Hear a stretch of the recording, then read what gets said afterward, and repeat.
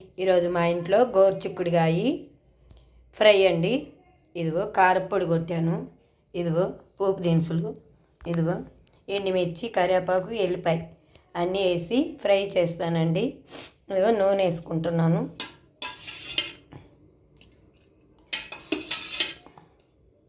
వంటలు కూడా చేద్దాము పెడతానన్నాను కదండి, అందుకే వంటలు చేస్తున్నాను.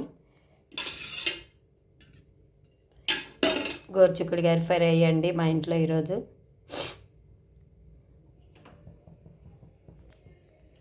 మనం చేసే పోపు దినుసులు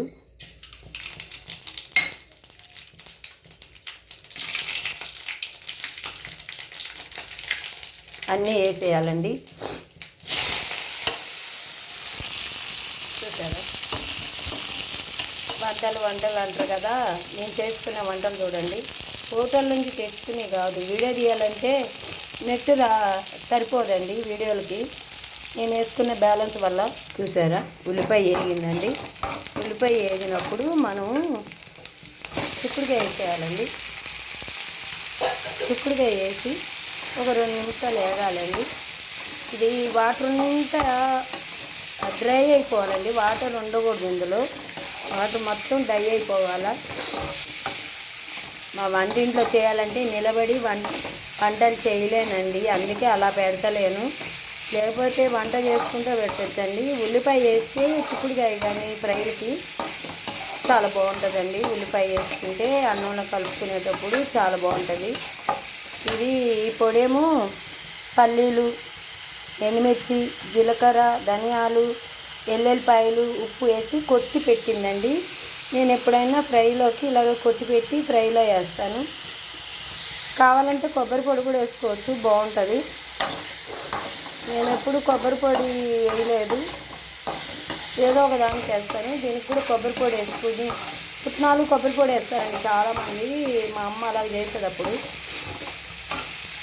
ఇందులో ముందే ఉప్పు పసుపు వేసి ఉడకబెట్టానండి. కూరగాయలు ఉడకబెట్టేటప్పుడు ఉప్పు పసుపు వేస్తే పురుగులు ఉన్నా ఏమున్నా నీళ్ళల్లో వెళ్ళిపోతుందండి. అందుకే ఉట్టి నూనెలోనే వేసి ఫ్రై చేయకూడదు. ఎప్పుడైనా ఏ కూరగాయలైనా ఉడకబెట్టి తింటే చాలా మంచిది ఒంటికి. కొంచెం పసుపు వేద్దామండి, ఎందుకంటే కలర్ వస్తుందని. పచ్చగానే ఉంది, కొంచెం అండి వేస్తే బాగుంటుంది. చూడండి ఎలా ఉందో ఫ్రై లాగా, చాలా డ్రై అవుతుంది కదండి. ఇదిగో నూనె తేలింది. ఇప్పుడు కారపొడి వేసేయాలండి. కారపొడి వేసేసి కొద్దిగా ఉప్పు చూసుకొని ఉప్పు వేయాలండి ఇప్పుడే. ఇలా చూడండి చిక్కుడుకాయ ఎంత బాగా అయిందండి, చాలా బాగా అయింది కదా. మా ఇంట్లో చారు అండి, టమాటా చారు, రైస్ ఉడుకుతుంది. మీ ఇంట్లో ఏం కర్రీ అండి? మీరేం చేసుకుంటున్నారు?